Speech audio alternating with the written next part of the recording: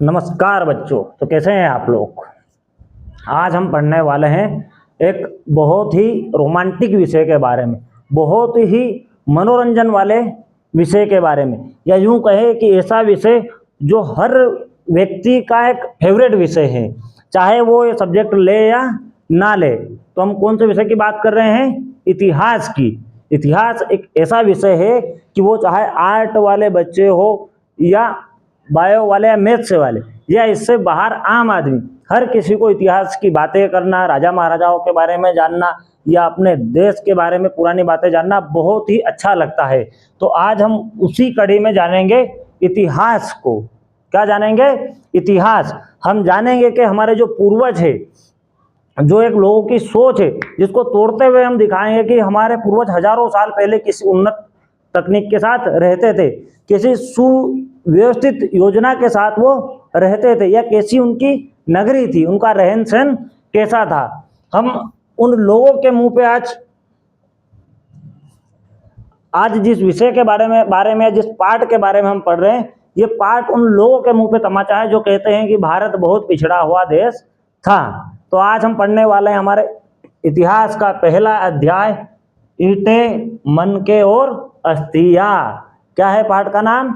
ईंटें, मनके और अस्थियां। इसमें हम क्या क्या पढ़ेंगे इसके बारे में? ईंटें, मनके और अस्थियां में आज हम पढ़ने वाले हैं हड़प्पा सभ्यता का परिचय। क्या पढ़ने वाले हैं? हड़प्पा सभ्यता का परिचय। अब मन में ये सवाल आता है हर बच्चे के कि सर नाम देना था तो कुछ अच्छा दे सकते थे। ईंटें, मनके और अस्थियां क्या? क्योंकि जिस जगह के बारे में हम पढ़ रहे हैं उसकी जानकारी हमको जिस चीज से मिलती है तो नाम हमने उसी के अनुसार रखा है। जैसे आप भी कई लोग गांव से होंगे या शहर से होंगे, तो हमने जो चौराहों के नाम रख रखे हैं, जैसे इंदौर में हमारा एक चौराहा है 56 दुकान, तो वहाँ क्या है? 56 दुकानें लाइन से बनी हुई है, तो उस चौराहे का नाम रख दिया हमने 56 दुकान।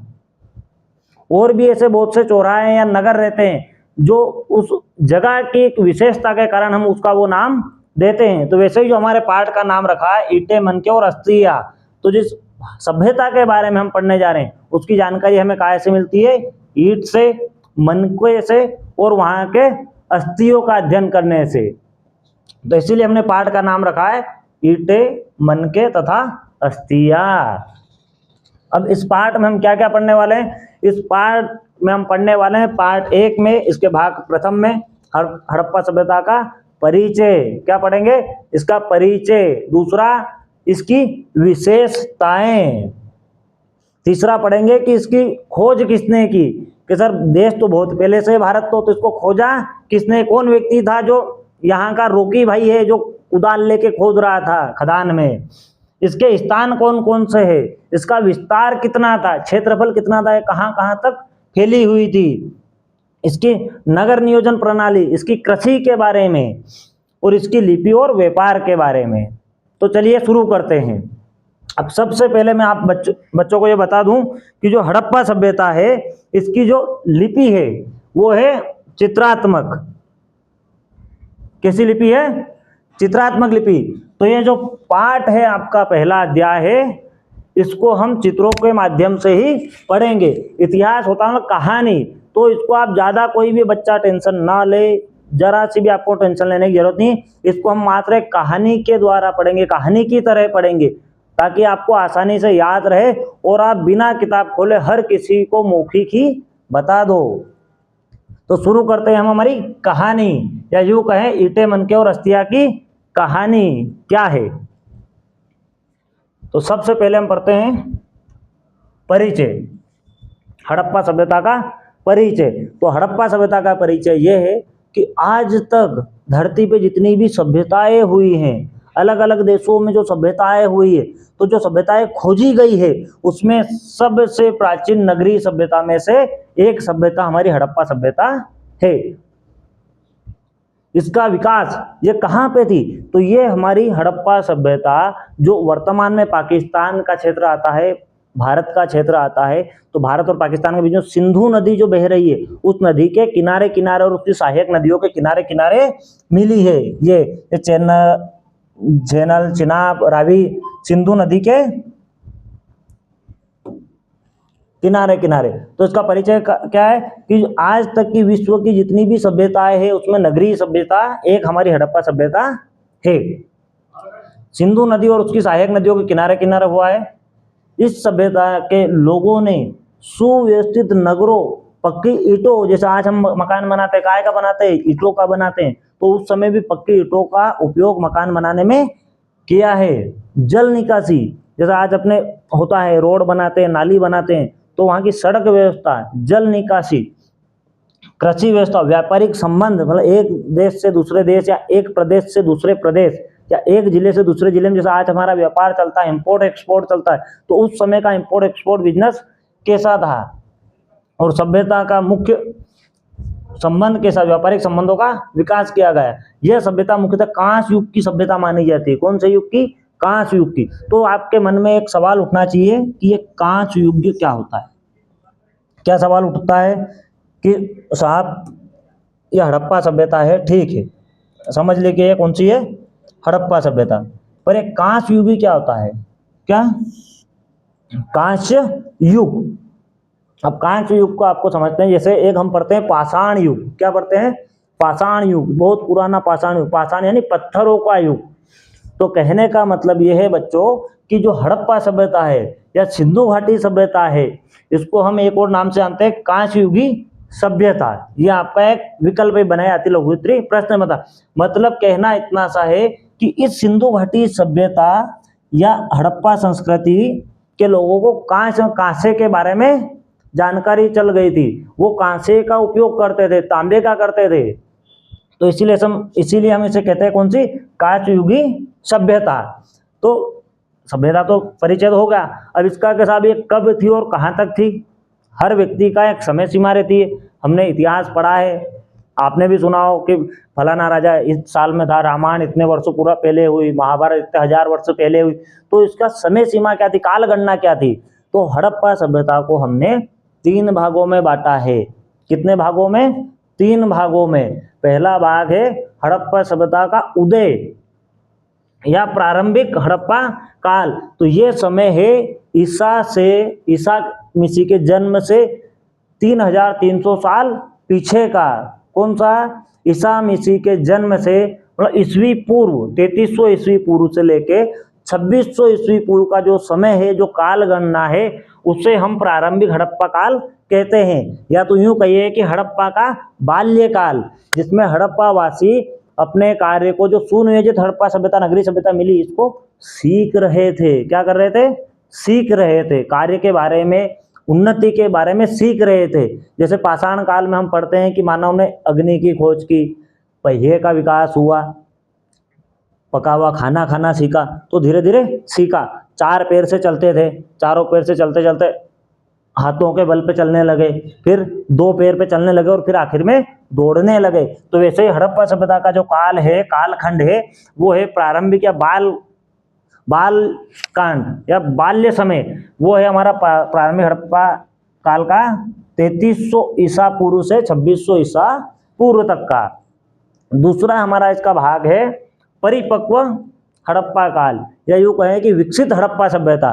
वो हमारी रही है 2600 से 1900 ईसा पूर्व। और अंतिम इसका भाग दिया हमने उत्तर हड़प्पा सभ्यता। क्या दिया है? उत्तर हड़प्पा सभ्यता। तो उत्तर का मतलब क्या होता है साहब? मन में ये उत्तर, कोई प्रश्न का उत्तर नहीं, उत्तर का मतलब होता है बाद में। क्या होता है?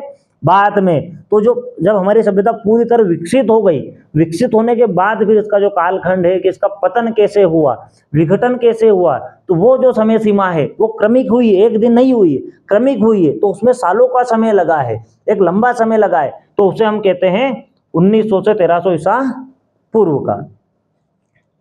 अब ये एक डाउट मन में ये भी आता होगा आपके कि ईसा पूर्व क्या रहता है? ईसा पूर्व या ईस्वी से पहले। तो ईसा पूर्व एक काल गणना का माध्यम रखा गया। जैसे कि ईसा मसीह का जो जन्म हुआ, अधिकतर देशों पे अंग्रेजों का राज था, ईसाई धर्म फैला हुआ था, अपने चरम पे था। तो जैसे भारत में चलता है विक्रम संवत, क्या चलता है?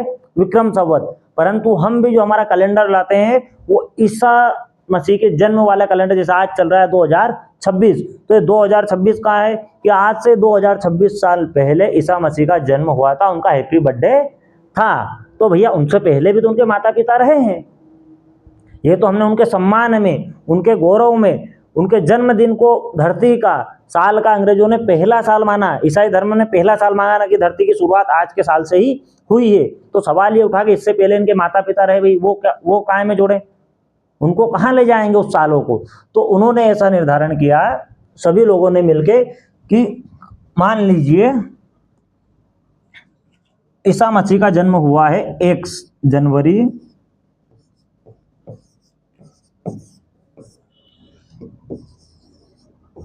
1 में। कब हुआ है? ईसा मसीह के जन्म की तारीख मानी गई है 1 जनवरी, एक पहला साल, पहली जनवरी, पहला महीना। तो इस समय से जो इधर का समय है, जो पीछे का है, इसको कहते हैं ईसा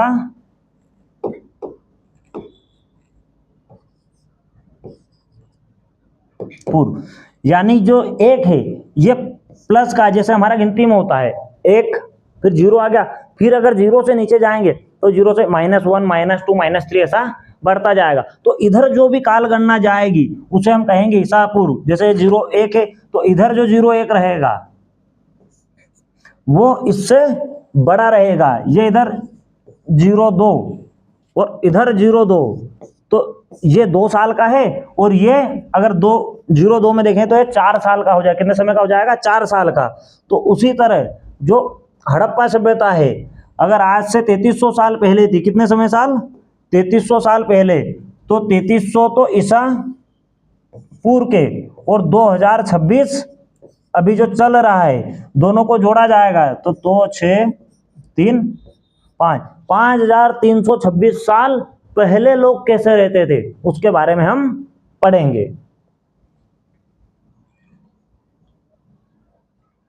अब ये भी कि सर ये तो हमारे भारत में सभ्यता हो गई, उस समय क्या और कोई सी भी ऐसी सभ्यता थी? तो हाँ बच्चों, उस समय 3 और सभ्यताएं थी।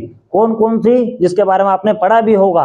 पहली मेसोपोटामिया की सभ्यता। कहाँ की? मेसोपोटामिया की सभ्यता, जो हमारी हड़प्पा सभ्यता की समकालीन भी थी और हमारी व्यापारिक संबंध भी उसके साथ थे। ये तिग्री और यूफ्रेटिस नदी के किनारे थी। कि सर इसके अलावा और कौन सी थी? एक और हमारी थी मिस्र सभ्यता, जो आपने देखो मिस्र के पिरामिड, मिस्र सभ्यता, वो नील नदी के किनारे किनारे थी। और तीसरी थी चीन की हंग हो, क्या नाम है? चीन की सभ्यता, जो हंग हो नदी के किनारे बसी हुई थी। तो हड़प्पा सभ्यता के समकालीन 3 सभ्यताएं और भी थी। मिस्र की सभ्यता, मेसोपोटामिया की सभ्यता और चीन की सभ्यता।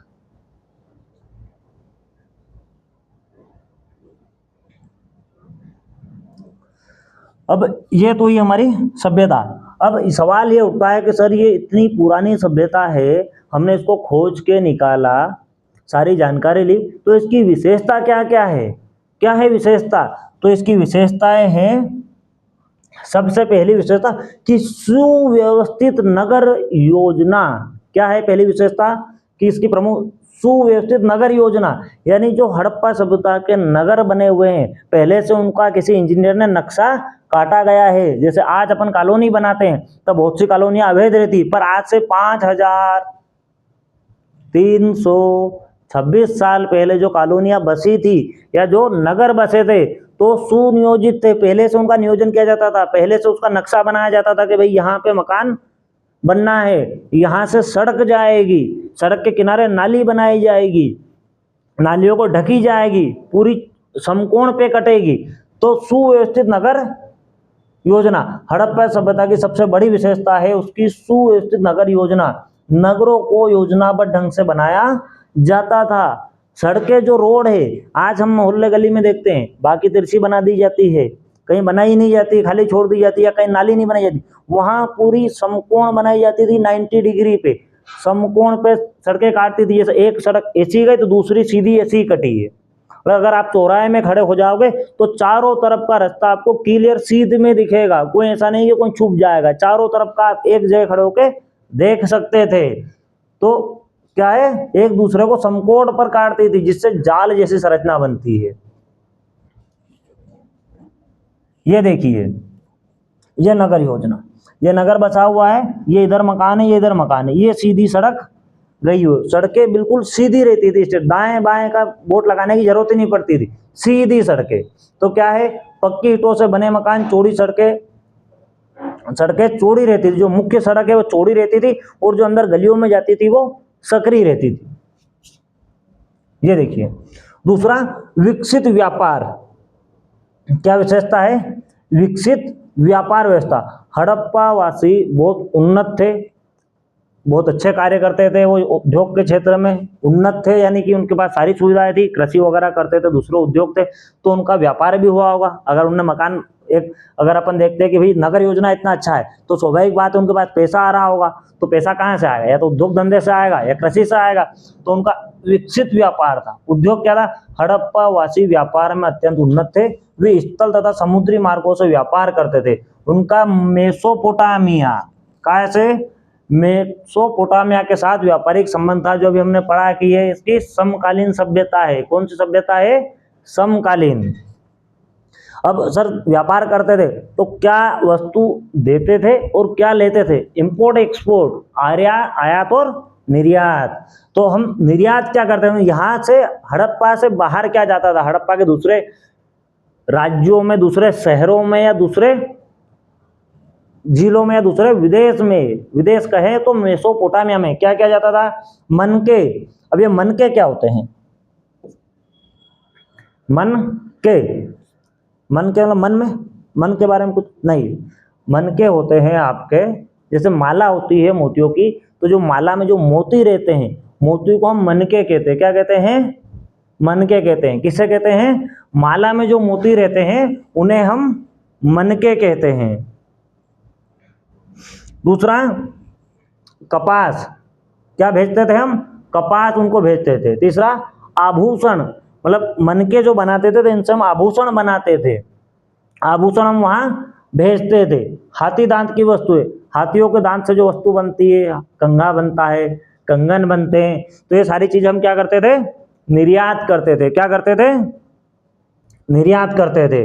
और आयात क्या करते थे कि सर इधर से बेचने जा रहे हैं तो उधर से खाली गाड़ी तो लाएंगे नहीं, मान लो इतना दूर जा रहे हैं विदेश में बेचने, तो आज भी अगर कोई इंपोर्ट एक्सपोर्ट पर, ट्रांसपोर्ट पर ट्रक आता है तो क्या रहता है, वहां से भर के आएगा, जहाँ भी फैक्ट्री है मार्केट में उतारेगा, और यहाँ से भी कुछ कच्चा माल या पका हुआ माल बना के ले जाएगा और दूसरी जगह इंपोर्ट एक्सपोर्ट करेगा। तो क्या था, यहाँ वहां से क्या लाते थे अपन, तांबा, सोना और कीमती पत्थर, ये हम वहां से आयात करते थे, यानी खरीद के लेके आते थे। मन क्या है समझ में, मन के, फिर मैं कह दूं, जो हम माला पहनते हैं, महिलाएं जो गले में माला पहनती है, और उसमें जो मोती रहते हैं, क्या रहते हैं, मोती रहते हैं, गोल गोल बारीक चमकदार वाले, उनको हम मनके कहते हैं। कबीर का एक दोहा भी है इस पे, क्या है कि माला फेरत जुग गया, फिरा ना मन का फेर, कर का मन का डारी दे, मन का फेर। यानी कि माला फेरते हुए हुए पूरी उम्र निकल गई, फिर भी जो मन का मेल है वो नहीं मिटा, तो कर का मन का, ये वाला मन का, जो हाथ में जो मन का माला के अंदर फेरते 108 बार नाम लेते हैं, या जिनकी जैसी आस्था है नाम लेते, कि उसको फेंक दो, और मन के अंदर जो छल कपट के नाम का मन का भरा, उसको वहां फेरो, अपने मन को सही दिशा में लगाओ, तो ये मन का है।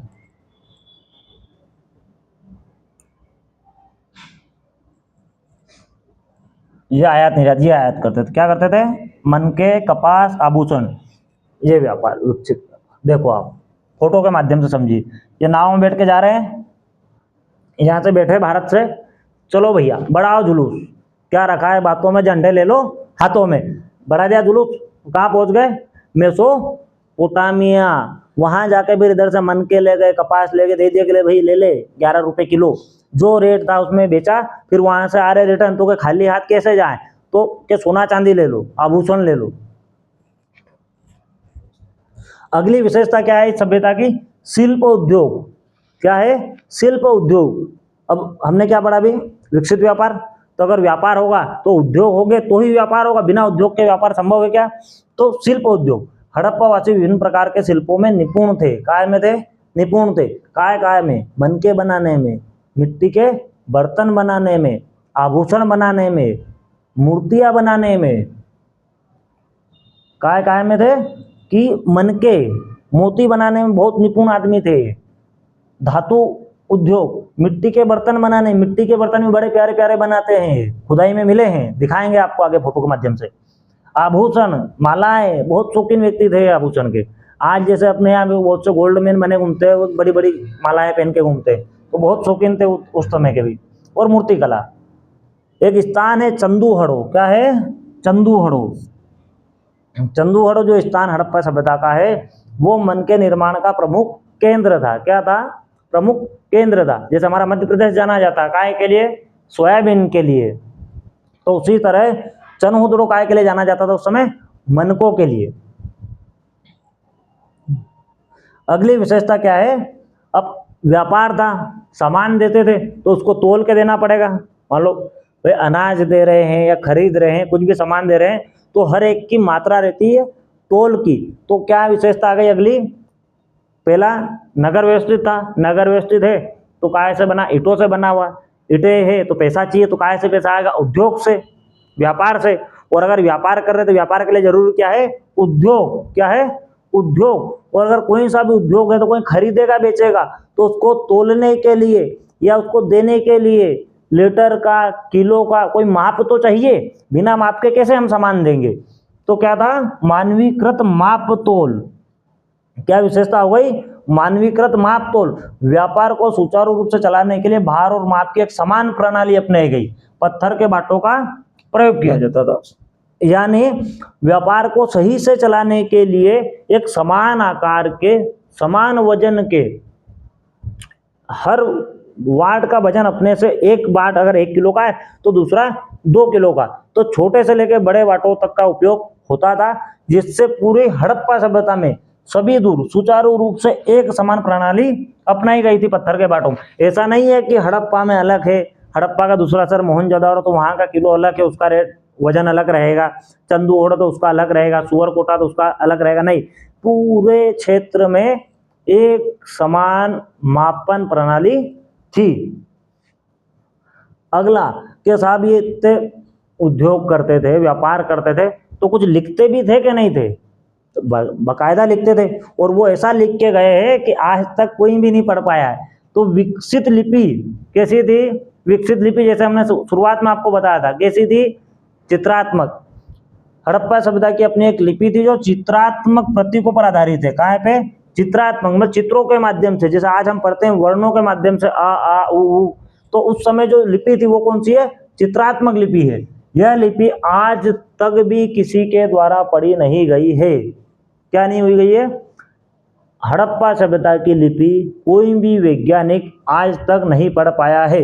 इसमें लगभग 400 चिन्ह मिले हैं, संकेत चिन्ह मिले हैं लिपि के, और ये लिपि दाएं से बाएं लिखी जाती है। कैसी लिखी जाती है? दाएं से बाएं। जैसे अभी हम लिख रहे हैं बाएं से दाएं, परंतु ये लिपि इधर से लिखी जाती थी। कैसे लिखी जाती थी? उर्दू की तरह। जैसे उर्दू नीचे से लिखी जाती है, दाएं से बाएं उल्टी लिखी जाती है, उसी प्रकार कि दाएं से बाएं लिखी जाती है।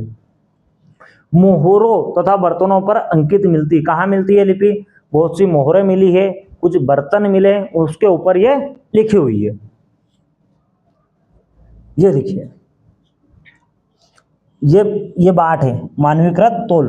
ये छोटे छोटे पत्थरों के चौकोर आयताकार बाट मिले हैं, और ये लिपि चित्रात्मक। ये ऐसे पत्थरों पे चित्र बनाए गए हैं। क्या बनाए गए हैं? चित्र बनाए गए हैं, जिनको आज तक कोई भी पढ़ नहीं पाया है, कोई भी इसको डिकोड नहीं कर पाया है। जैसे और भी लिपियां मिली, उनको सभी को डिकोड कर लिया गया है, पर हड़प्पा सभ्यता की लिपि कोई भी डिकोड नहीं कर पाया है या इसको पढ़ नहीं पाया है कि ये लिखा क्या है।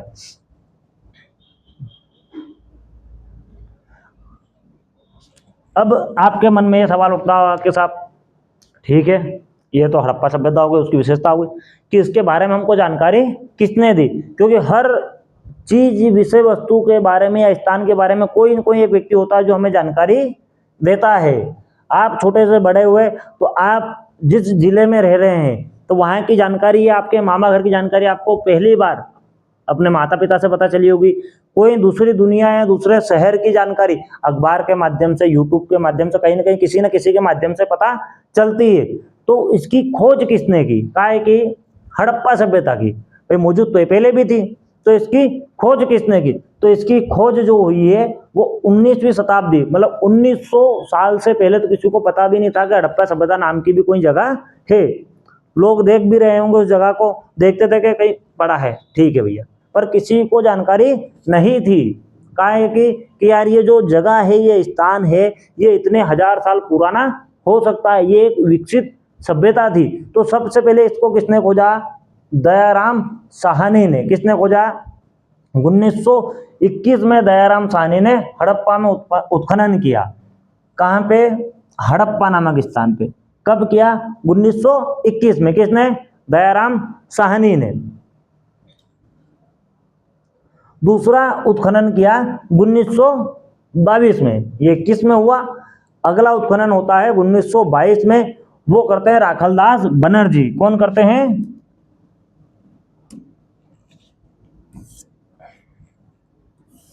राखलदास बनर्जी। कहां पे? मोहनजोदड़ो में। कहां पे करते हैं? मोहनजोदड़ो में। मोहनजोदड़ो एक ऋतिक रोशन की मूवी आई भी आई है, अगर आपने देखी होगी तो, बहुत पहले आ चुकी है मोहनजोदड़ो। ठीक है, तो 1921 में दयाराम साहनी खोज करते हैं हड़प्पा स्थान पर, खुदाई करके उत्खनन करके हड़प्पा सभ्यता की। वहीं 1922 में राखलदास बनर्जी मोहनजोदड़ो की खोज करते हैं।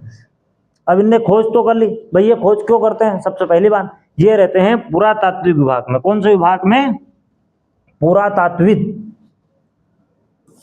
कौन से विभाग में?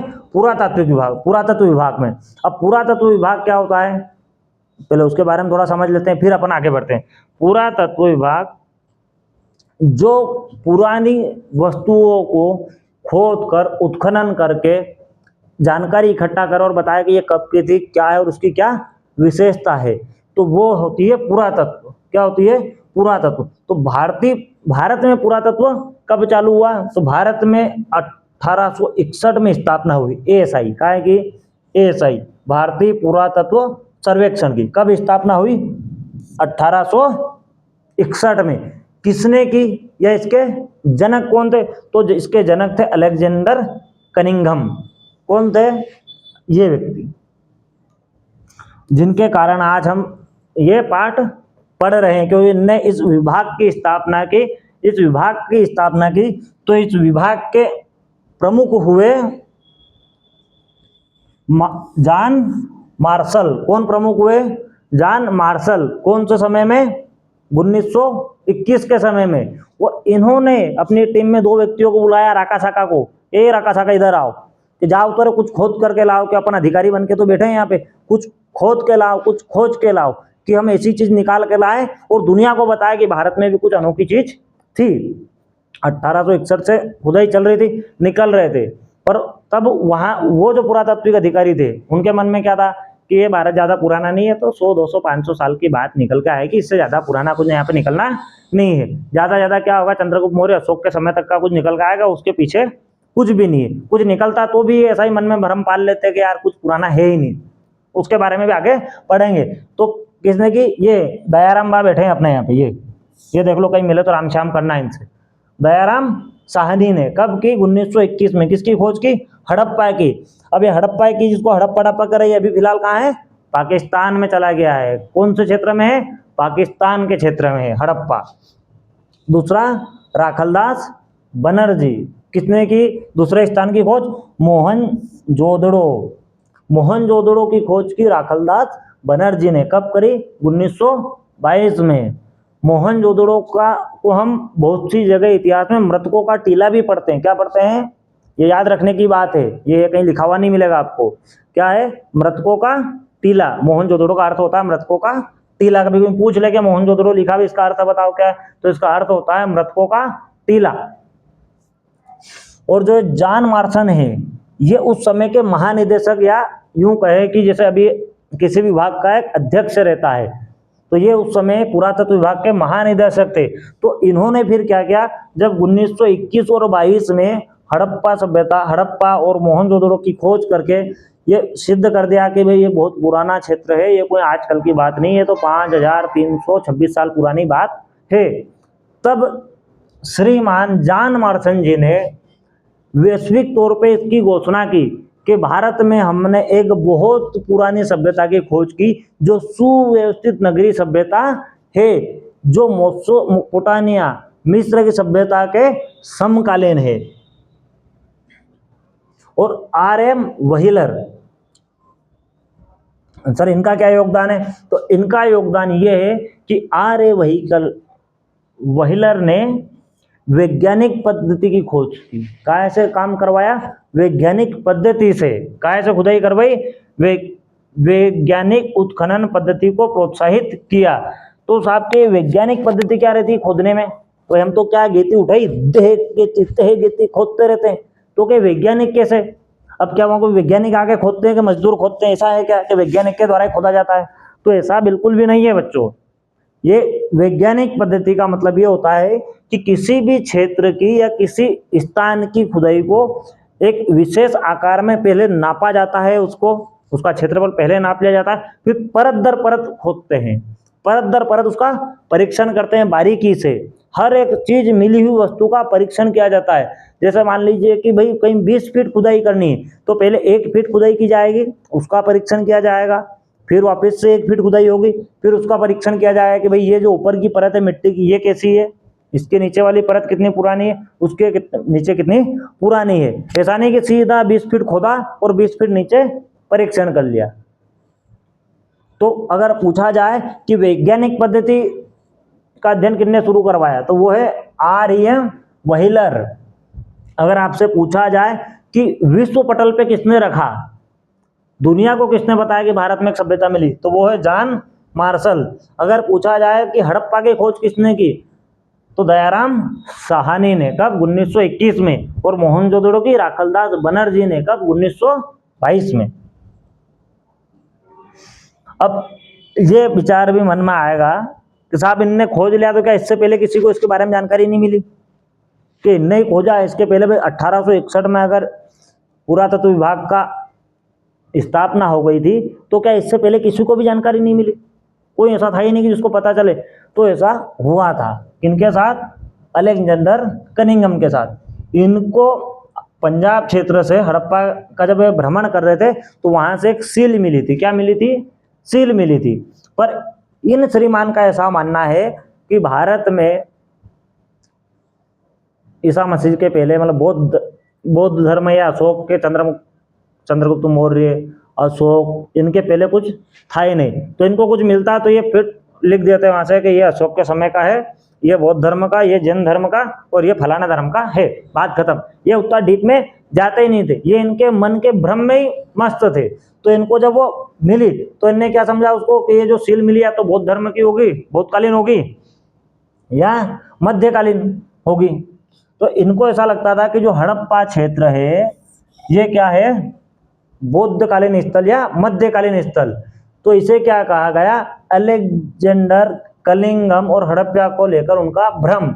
अब उनको भ्रम क्या था कि जब उनको स्थल मिला, हड़प्पा स्थल मिला, सील मिली, तो उन्होंने क्या बोला कि ये बौद्धकालीन सभ्यता है, मध्यकालीन किला समझा जाए, इसको पुराना कुछ भी नहीं है, बहुत अधिक प्राचीन नहीं माना इसको, और गहराई से उत्खनन नहीं करवाया। उत्खनन यानी वही वापस खुदाई वैज्ञानिक पद्धति से, क्रमबद्ध पद्धति से इन्होंने नहीं कराया। पर उसकी वास्तविकता क्या थी कि ये सिंधु घाटी सभ्यता 3300 से 1300 ईसा पूर्व, मतलब आज के समय से 5326 ईस्वी पहले थी।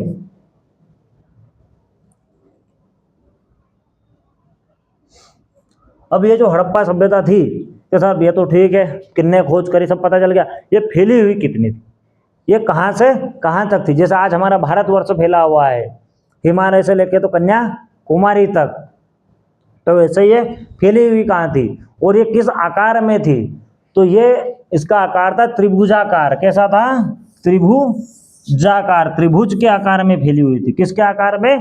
त्रिभुज के आकार में। तो अगर पूछ लिया जाए कि हड़प्पा सभ्यता किस आकार की थी, तो त्रिभुजा, ट्रायंगल के आकार में थी। और इसका जो क्षेत्रफल है वो लगभग 13 लाख वर्ग किलोमीटर है। कितना है? 12,99,600, यानी 13 लाख वर्ग किलोमीटर है। कितना है? 13 लाख वर्ग किलोमीटर, जो मिस्र और मेसोपोटामिया से भी अधिक है। अब ये फैली कौन कौन सी दिशा में थी? तो अगर आप देखेंगे कि अगर आप भारत में हम खड़े रहें तो हम सबसे निचले छोर को कन्याकुमारी को क्या कहते हैं, उधर जो मूवी वगैरह आती है आपकी रामचरण की, धनुष की, अल्लू अर्जुन की, तो क्या कहते हैं, साउथ मूवी, क्या कहते हैं, साउथ की मूवी। तो साउथ यानी दक्षिण, तो अगर ये यहाँ पे है तो ये इसका भाग है दक्षिण, क्या है, दक्षिण। तो ऊपर का भाग क्या हो जाएगा, उत्तर, उत्तर दक्षिण। हिमालय कौन सी दिशा में है, उत्तर में। जम्मू कश्मीर कहाँ है, उत्तर में। तो ये कौन सा है, जम्मू कश्मीर। कौन सी जगह, मांडा, क्या है, मांडा, जम्मू कश्मीर में। तो उत्तर में कहाँ तक फैली हुई थी है, मांडा में। कहाँ तक, मांडा तक। कहां तक फैली हुई थी, उत्तर दिशा में मांडा तक। वहीं दक्षिण में ये कहां आ गया, देमाबाद, महाराष्ट्र तक। पूर्व दिशा, पूर्व किधर है हमारा, उत्तर प्रदेश तरफ। तो ये पूर्व में उत्तर प्रदेश के आलमगीरपुर, आलमगीरपुर तक। कहां तक, ये रहा, ये उत्तर में आलमगीरपुर।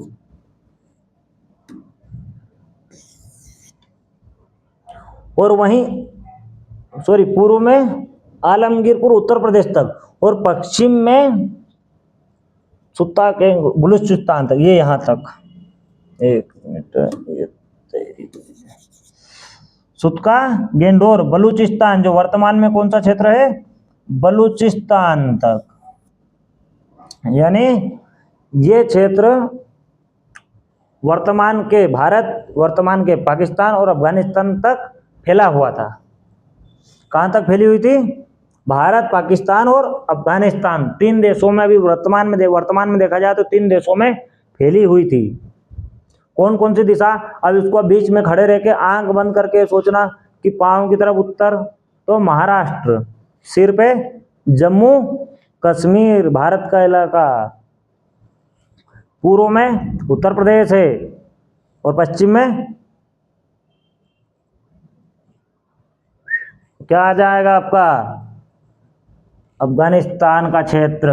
क्योंकि वहां पे भारत का कोई दूसरा ऐसा राज्य नहीं जिसका हम नाम ले सके। 3 तरफ तो हम ले सकते हैं कि इधर महाराष्ट्र, उत्तर प्रदेश और जम्मू कश्मीर, परंतु इधर आपको अफगानिस्तान के राज्य का नाम लेना रहेगा, बलूचिस्तान का, ठीक है।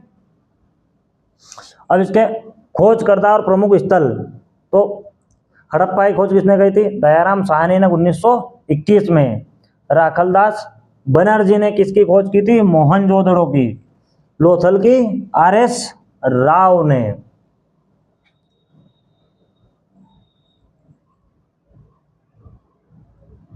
लोथल की आर.एस. राव ने। अब ये जो लोथल क्षेत्र है, यहाँ पे हमें बंदरगाह मिला है। क्या मिला है,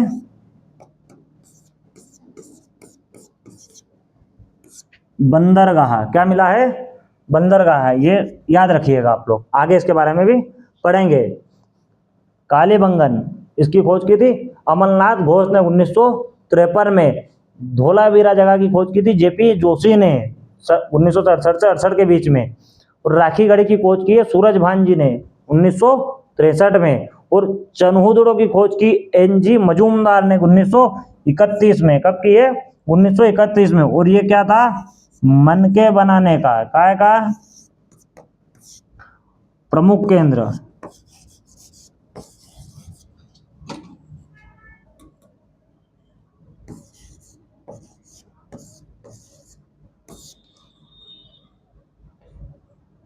मनकों का प्रमुख केंद्र था, उद्योग था यहाँ पर।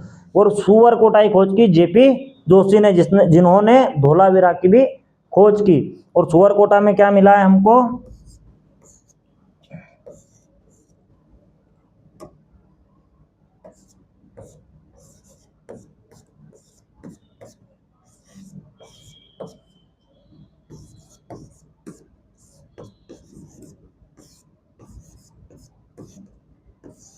घोड़े की अस्थियां मिली। कहां पे मिली है, सुअरकोटा में।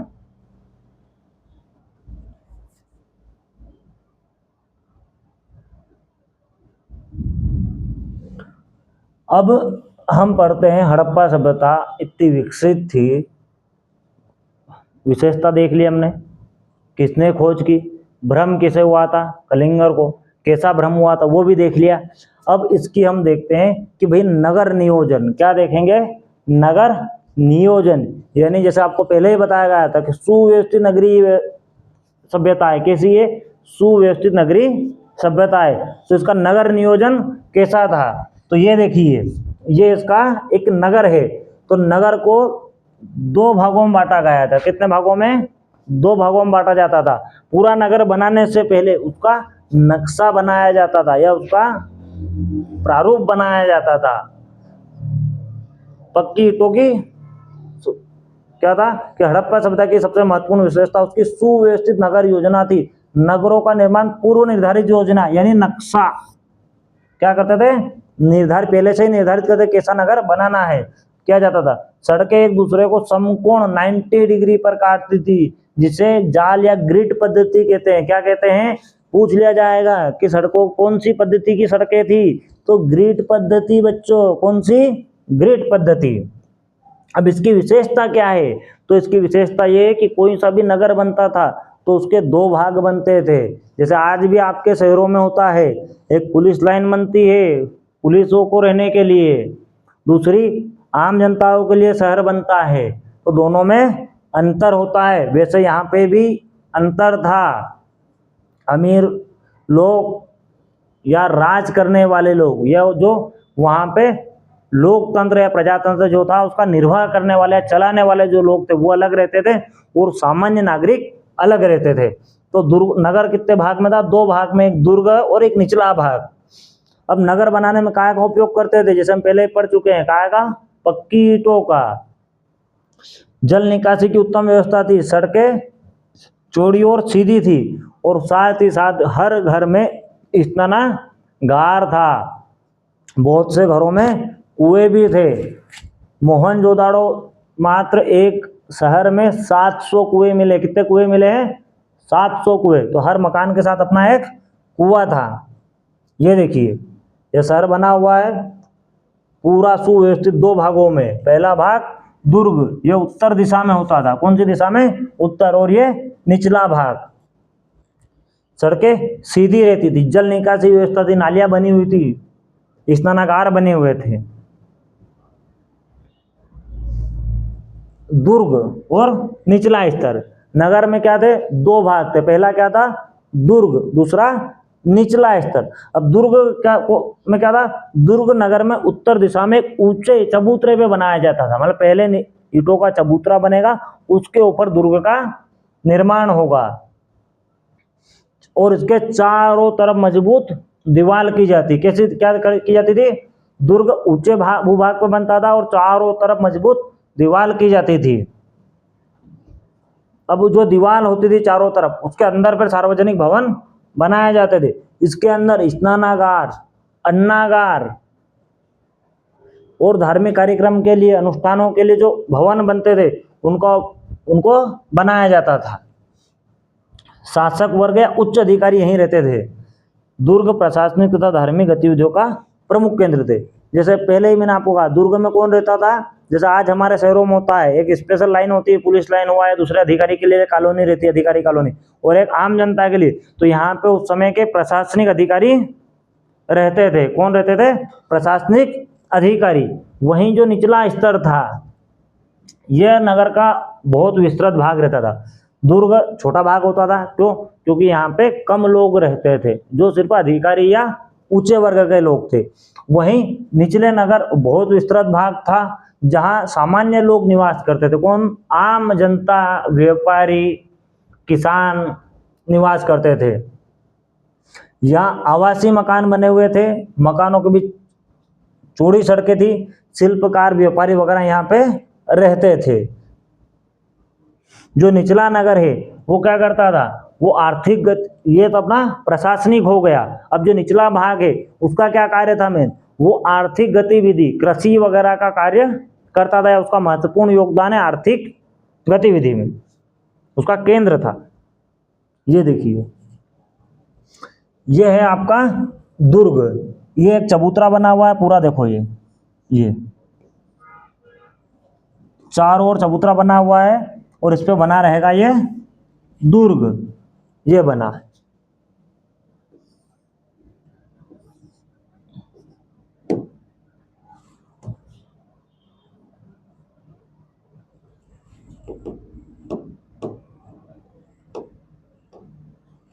ये आपका दुर्ग बना हुआ है। तो दुर्ग क्या है, अगर पूछा जाए दुर्ग और निचले स्तर में क्या अंतर था, तो दुर्ग ऊंचे स्थान पर बनता था, निचला नीचे और विस्तृत भाग पे, मजबूत दीवारों से घिरा रहता था सुरक्षा की दृष्टि से, और खुला और असुरक्षित था।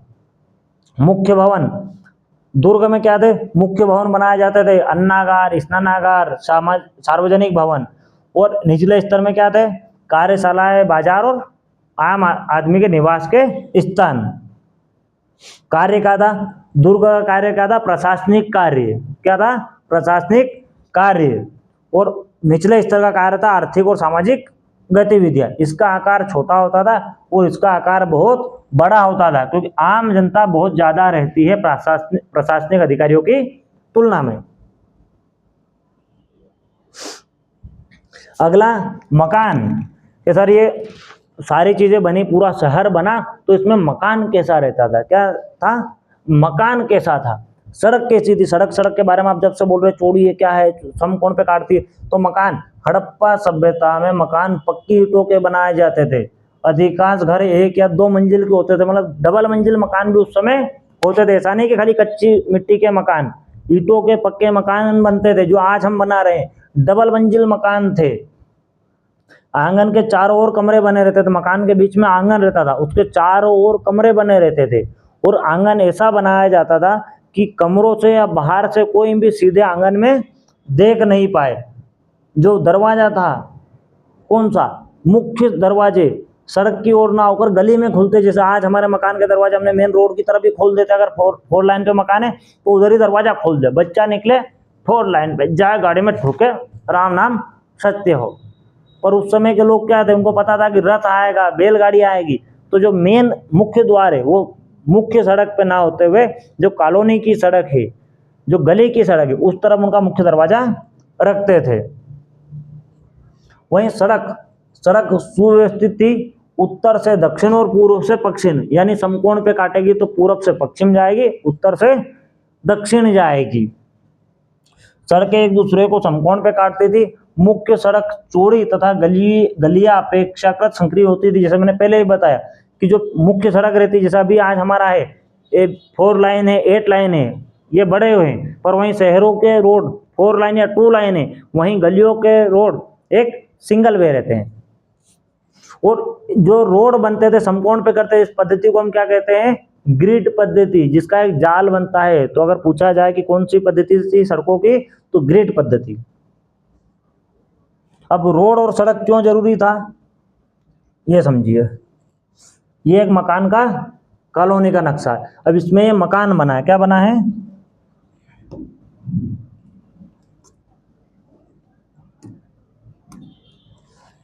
हड़प्पा सभ्यता का एक मकान, जो आज के हमारे मकानों से कई लाख गुना बेहतर था। कैसे था, देखो, हर मकान का एक व्यवस्थित नक्शा काटा जाता था। आज हम बहुत से मकान बिना नक्शे के बना लेते हैं ग्रामीण क्षेत्र में।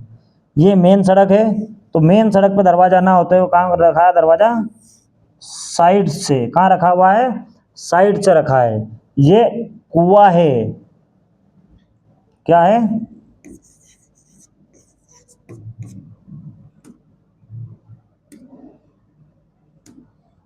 ये कुआं, ये स्नानागार, ये सारी चीजें बनी हुई थी। ये देखिए, हर मकान में अपना एक निजी कुआं होता था। हर मकान में नहीं तो 2-4 मकान छोड़ के कुआं होता था। मोहनजोदाड़ो अकेले में 700 कुएं मिले, ये याद रखिएगा।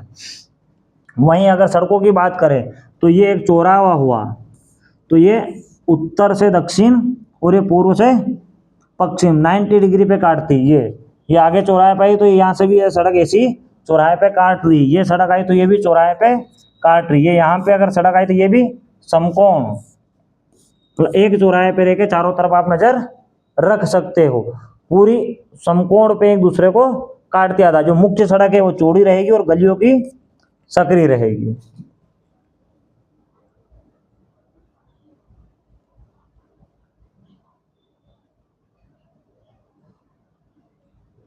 अब सवाल ये भी उठता है, आप लोगों के मन में उठा होगा कि नहीं उठा होगा तब से, कि सर मकान बना दिया, बहुत अच्छा बनाया, सुव्यवस्थित बनाया, सड़क बनाई, नगर बसा दिया, सारी चीज सही हुई, तो इनमें जो बारिश का पानी होगा या घर में से जैसे स्नानागार बनाया तो ये जो पानी है ये निकालते कहाँ थे, जल निकासी क्या थी। जैसे आज हमारे शहरों में बहुत से जगह देखेंगे हम, गंदगी भरी रहती है, नालियाँ भरी रहती है, ओवरफ्लो हो जाती है, या कुछ शहर ऐसे जो शुद्ध व्यवस्थित नालियाँ बनाई हुई है, ढकी हुई नालियाँ, और कहीं भी बदबू नहीं रहती।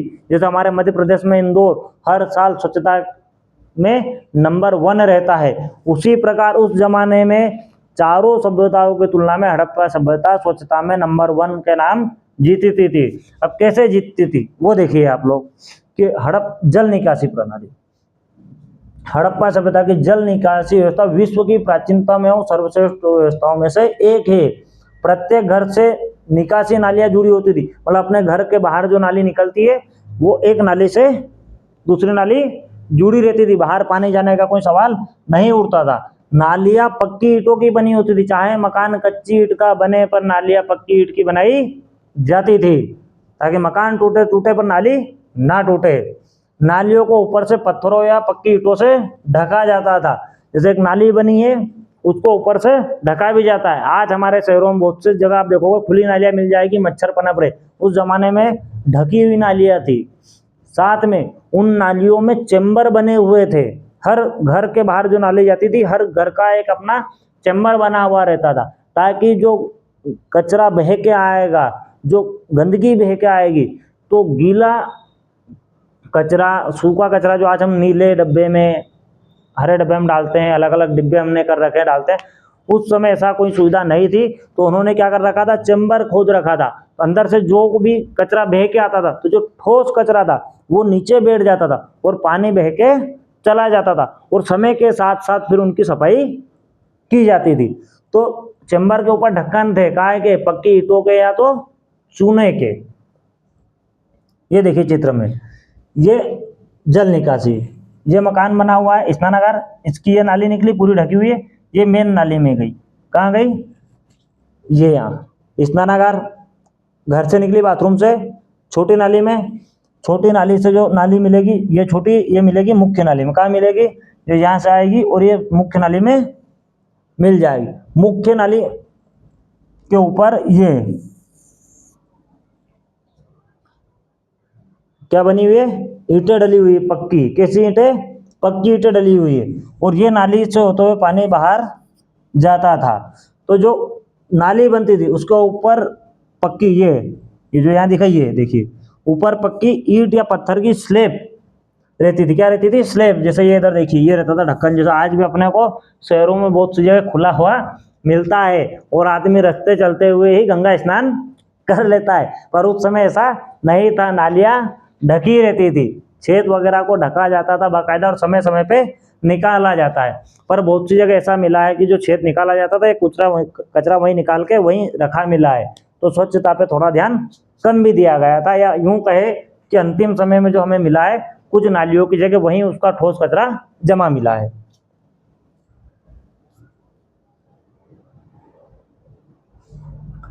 अगला पॉइंट, स्नानागार। तो क्या सर, जब नालियाँ व्यवस्थित थी, मकान बना हुआ था, सारी सुविधा थी, तो क्या इनका मन नहीं करता था कहीं स्विमिंग पूल में जाने का या कहीं नहाने का। जैसे हमने पढ़ा है कि दुर्ग और निचला स्तर, तो दुर्ग में हमने क्या शब्द का उपयोग किया था, स्नानागार। स्नानागार का मतलब ये होता है कि एक सामूहिक जल कुंड जिसमें अधिकतर लोग आके स्नान करे।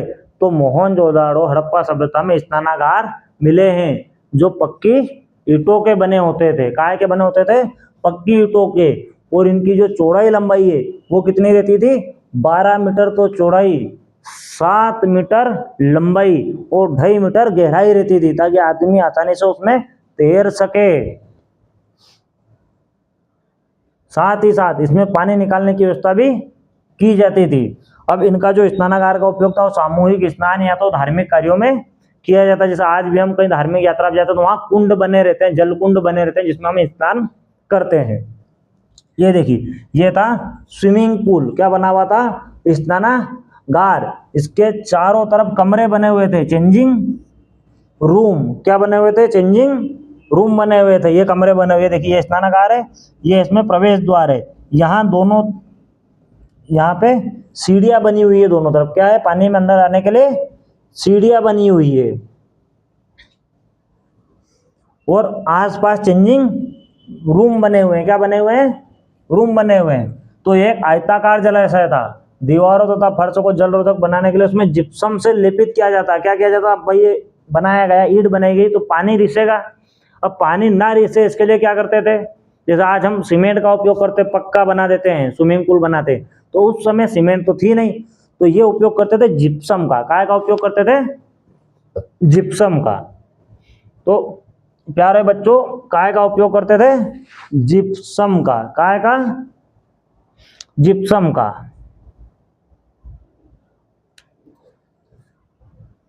तो महान स्नानागार मोहनजोदड़ो की एक मुख्य विशेषता है। और स्नानागार का उपयोग धार्मिक आयोजनों या सामूहिक स्नान पे, किसी विशेष पर्व पे स्नान करने के लिए किया जाता था। अगला कि साहब ये करते क्या थे? कैसे खेती कैसे करते थे? मन में सवाल भी उठता। उस समय रह रहे थे, सारी चीज व्यवस्थित थी, तो खेती कैसे करते थे? काय का उपयोग करते थे खेती में? और कौन कौन सी फसल करते थे? तो खेती काय से करते थे और कौन कौन सी फसल करते थे, इसके हमें साक्ष्य मिले हैं। क्या मिले हैं? साक्ष्य। और साक्ष्य कैसे मिले हैं? कि उस समय जो भोजन करते थे या जो दाने मिले हैं, उनके आधार पर हम बता सकते हैं कि ये खेती काय काय की करते थे। तो एक गेहूं की खेती करते थे, जो आज भी हम करते हैं, जो उगाते थे। ये दालें उगाते थे, तिल, सरसों, खजूर, बाजरा भी उगाते थे। और किसी किसी स्थान पे चावल भी मिला है। तो अगर पूछा जाए कि सबसे कम फसल काय की जाती थी हड़प्पा सभ्यता में, तो चावल की जाती थी प्यारे बच्चों। काय की? चावल की। तो क्या क्या उगाते थे? गेहूं, जौ, दालें, तिल, सरसों, खजूर। और सबसे कम क्या मिला है? चावल। क्या मिला है? ये देखो, जो आज हमारा फेवरेट बना हुआ है, चावल। और साथ ही साथ ये कपास की खेती करना भी जानते थे। तो खेती काय काय की करते थे? गेहूं, जौ, दालें, चावल, खजूर और कपास की। अब करते काय से थे? महिंद्रा के ट्रैक्टर से करते थे। काय से करते थे? महिंद्रा के ट्रैक्टर से करते थे। महिंद्रा उस समय था ही नहीं, तो काय से करेंगे? सोचने समझने की जरूरत ही नहीं है, हल के माध्यम से करेंगे। काय से करेंगे? हल के माध्यम से। बैलों के माध्यम से खेती की जाती थी, हल के द्वारा। काय के द्वारा? हल के द्वारा। के साहब हल का कैसे माने, क्या सबूत है? तो हल का हमारा सबूत है कि हल हमें, जब हमने खुदाई की हड़प्पा में, तो वहां पे हमें क्या मिला है? एक हल की प्रतिमा मिली है, या यूं कहें एक सील मिली है।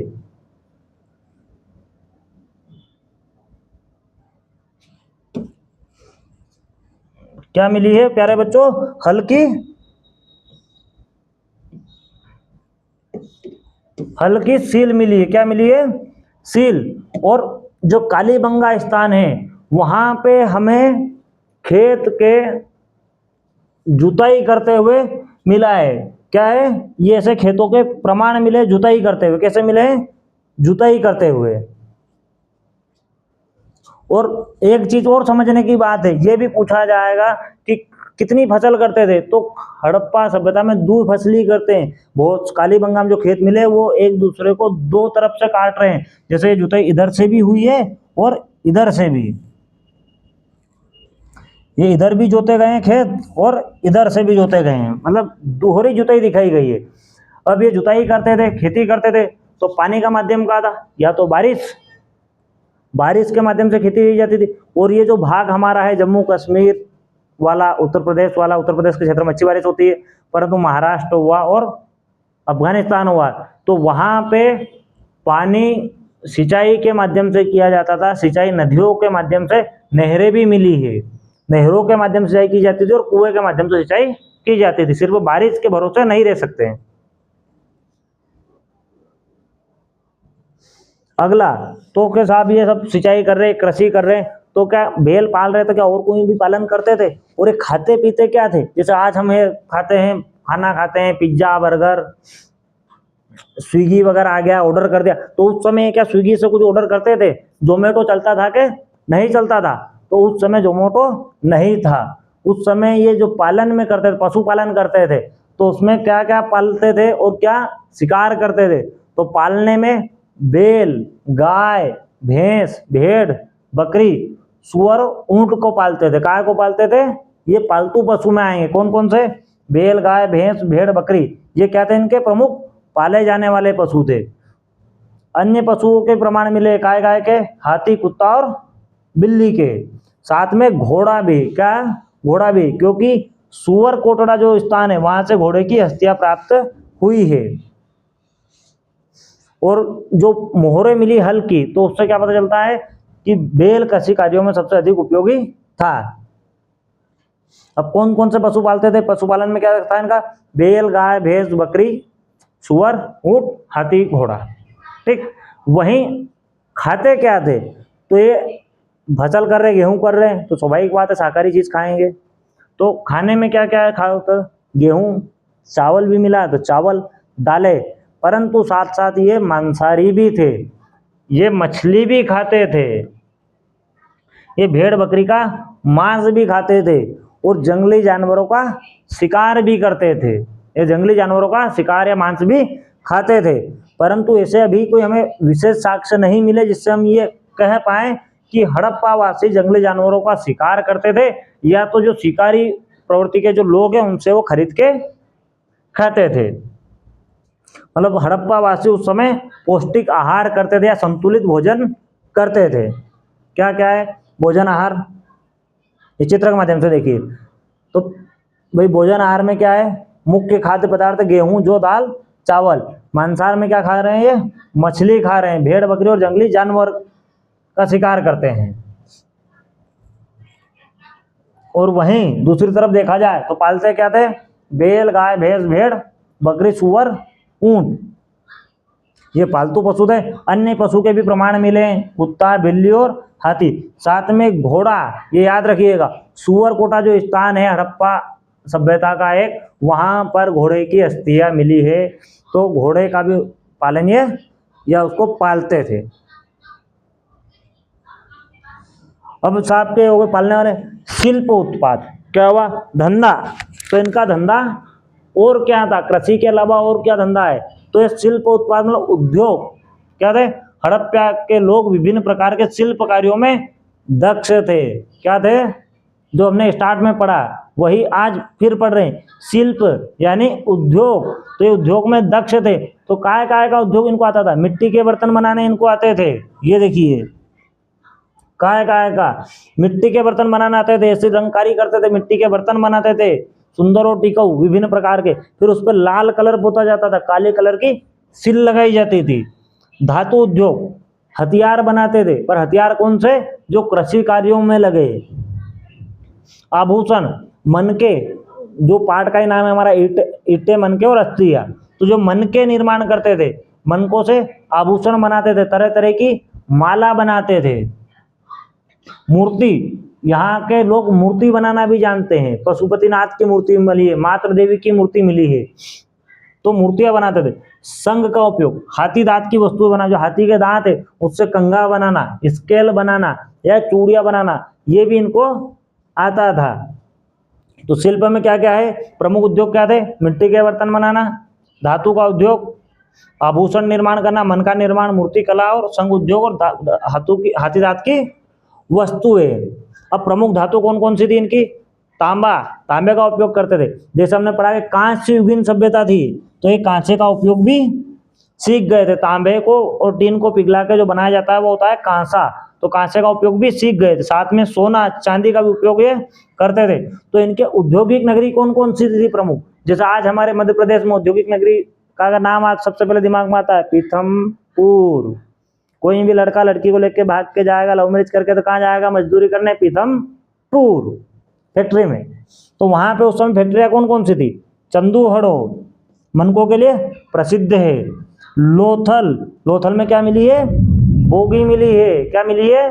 बोगी, या यूं कहे बंदरगाह मिला है, तो बंदरगाह था यहाँ पे। और धोलावीरा,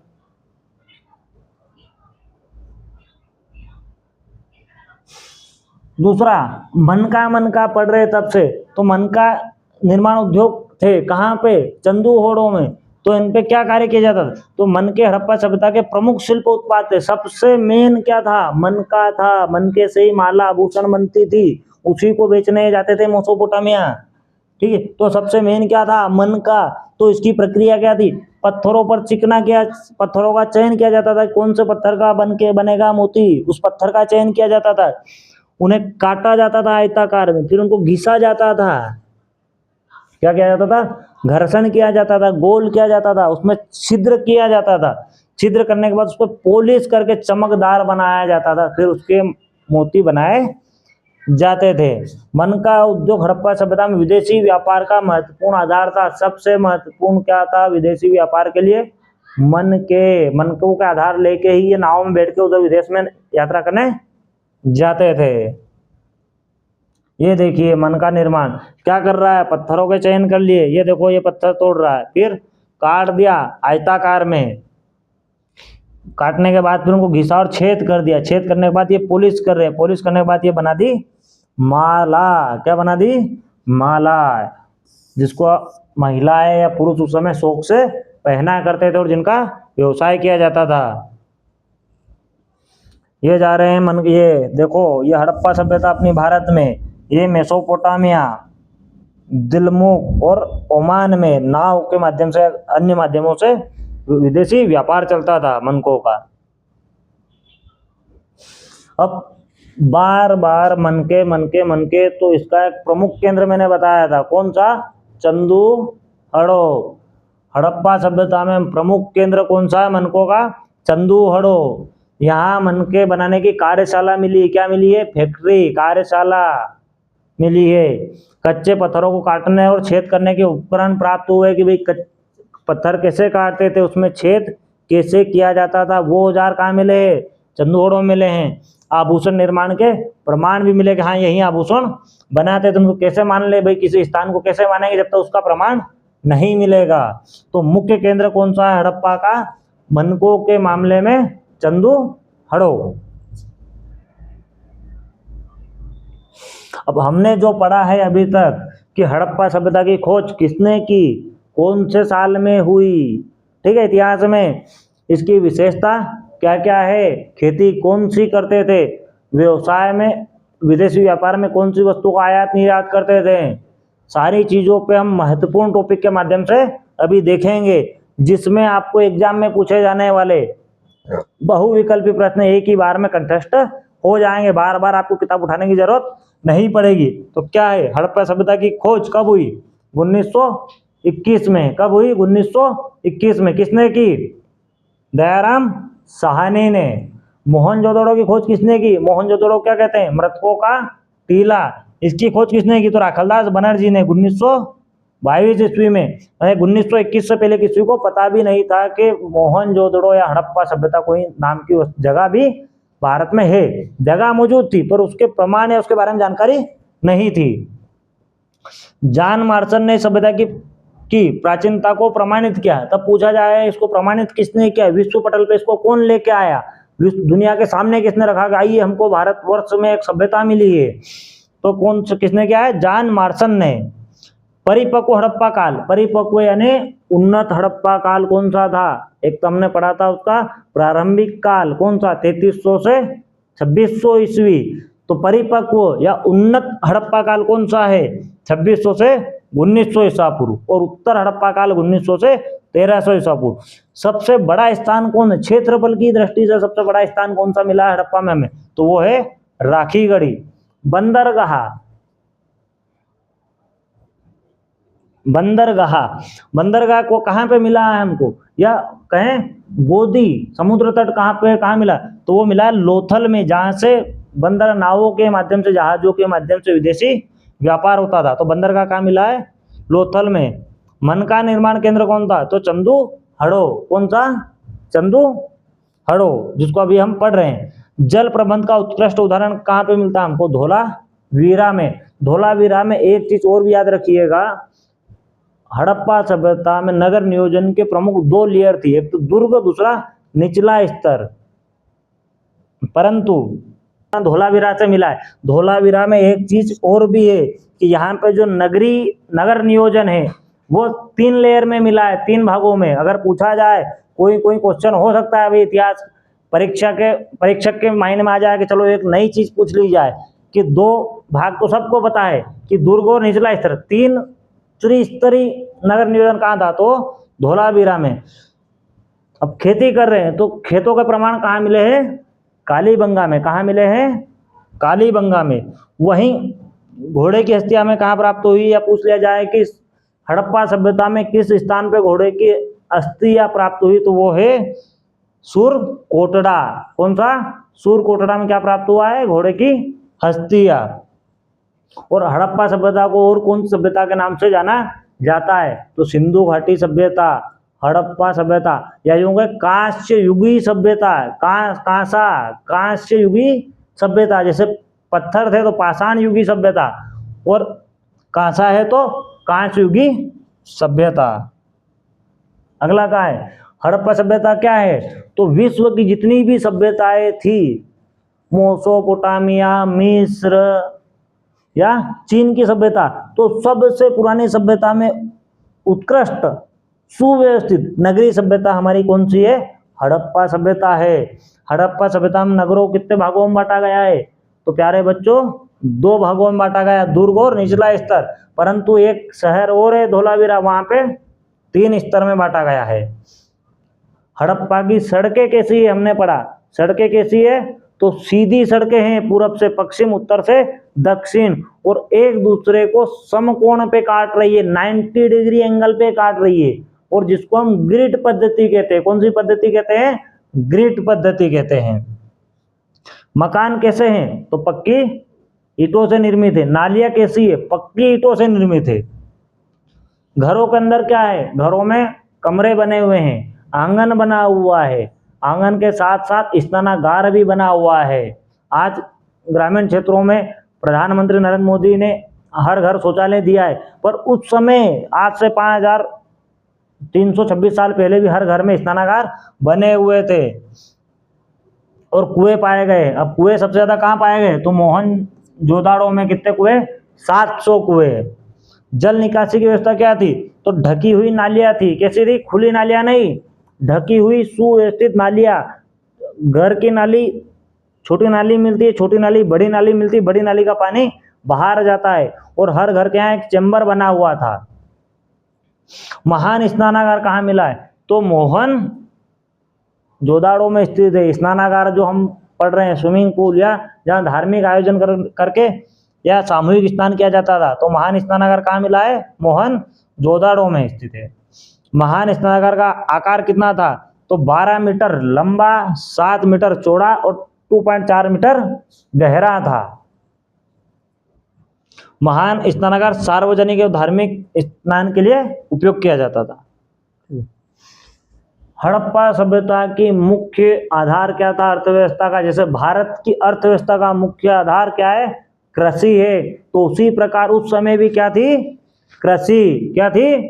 कृषि। मुख्य आधार कृषि। विश्व में सबसे पहले धरती पे, या तो यूं कहो, अभी तक कोई प्रमाण दूसरा नहीं मिला, तो अगर ये कहा जाए कि धरती बनने के बाद सबसे पहले कपास की खेती का प्रमाण कहाँ मिलता है? तो हड़प्पा सभ्यता में मिलता है। इसके पहले कहीं नहीं मिलता है। इसको ध्यान रखना कि विश्व में सर्वप्रथम कपास की खेती कहाँ हुई थी? तो हड़प्पा सभ्यता में। अब खेती हुई थी तो जुते हुए खेत कहाँ मिले हैं? तो कालीबंगन में। प्रमुख फसल कौन सी थी? गेहूं और जौ। कृषि में सबसे ज्यादा उपयोगी पशु कौन सा था? पहले भी और आज भी कौन सा है? बैल। घोड़े की हस्तियां क्या मिली थी? तो सुरकोटड़ा में। प्रमुख शिल्प उद्योग कौन सा था? क्या था शिल्प उद्योग? पाठ का क्या नाम है अपना? ईंटे, मनके और अस्थियां। तो क्या था? मनके। और मनकों का निर्माण केंद्र कौन सा है? चन्हूदड़ो। क्या है? चन्हूदड़ो जो प्रमुख केंद्र है। और प्रमुख धातु कौन कौन सी है? तांबा, कांसा, सोना और चांदी। कांसा, कांस्य युगी सभ्यता। और औद्योगिक नगरी कौन सी थी? औद्योगिक कैपिटल, औद्योगिक नगरी कौन सी थी? तो वो है चन्हूदड़ो। कौन सी? चन्हूदड़ो। तो आज हमने हमारे इतिहास का 12th इतिहास का पहला पार्ट ईंटे, मनके और अस्थियों का पार्ट 1 पढ़ा है। बहुत जल्द हम इसका पार्ट 2 पढ़ने वाले हैं, जिसमें इसके आगे की कहानी हम आपको बताएंगे। पढ़ाएंगे नहीं, कहानी बताएंगे। ठीक है बच्चों, तब तक के लिए रेस्ट।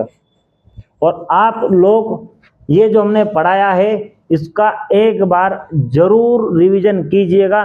पीडीएफ आपको या जो पढ़ाया गया है डॉक्यूमेंट्स आपको उपलब्ध कराया जाएगा हमारे टेलीग्राम चैनल पे, जिसका लिंक आपको दे दिया जाएगा।